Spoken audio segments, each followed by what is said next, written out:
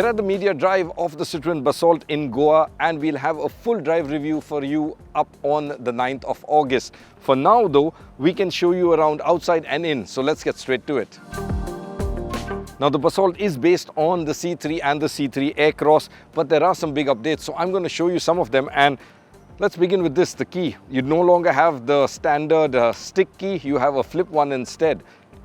Over here at the front, while the C3 cars had halogen headlamps, you have LED projector headlights. In terms of style, as you can see, all of the elements are very similar to the C3 and the C3 Aircross. So you have, of course, the double chevron Citroen logo, and that extends out into the headlights and the DRLs. You've got the multi-openings here for the radiator and the bumper, and fog lights down below. At the side, you can clearly see that coupe roofline, and I have to point out the waistline stays quite level, unlike other coupe SUVs which tend to rise towards the back. Other details, well, the tires, they are 16 inches, unlike on the Aircross which are 17-inch units. The outside rear view mirrors are now power folding as well, and you have, of course, the lift type handle carried over. There's a lot of black cladding too, as you can see, both on the doors and all around the car.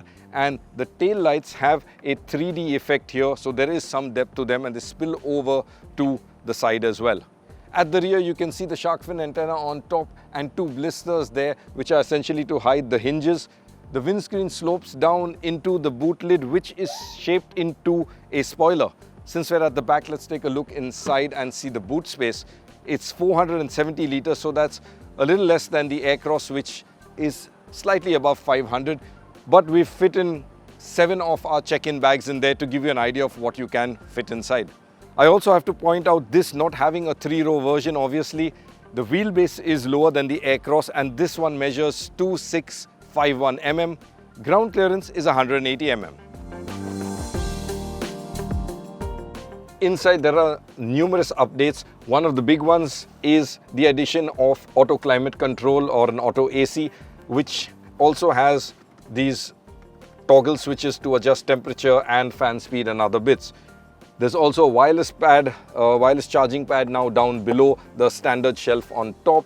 You have 4 window switches, 4 power window switches, so they aren't shared with the rear. The rear doors have their own individual switches too. And like I was saying earlier, the outside rear view mirrors now are power adjustable and folding too. A few other smaller updates to the insides are also the dash panel here is now slightly softer to touch, and this armrest is a sliding unit, and of course there is some storage down below.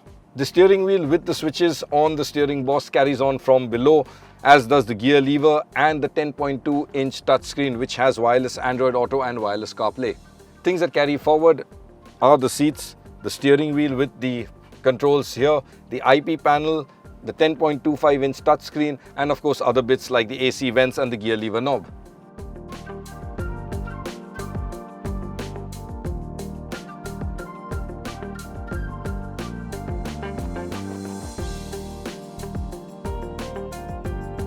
Now in terms of rear space, I'm 5'8", and you can see the kind of room I have both for the headroom and the legroom. What's also nice is there are some features added too. So there is 2 AC vents here, and the roof mounted AC unit is no more. There are 2 USB slots down there as well. There's a flip down armrest, 3-point seat belts for all passengers. There's also these little wings on the rear head restraints, so you can rest your head on them. And also something different which we've not seen before is this adjustable thigh support for both the outer seats. In terms of powertrains, the Basalt will be offered with both the 1.2-litre naturally aspirated and the 1.2-litre turbocharged unit from the Aircross. Stay tuned to our channel, because in a few days from now, we will have the complete drive review for up. So don't forget to subscribe and hit that bell icon.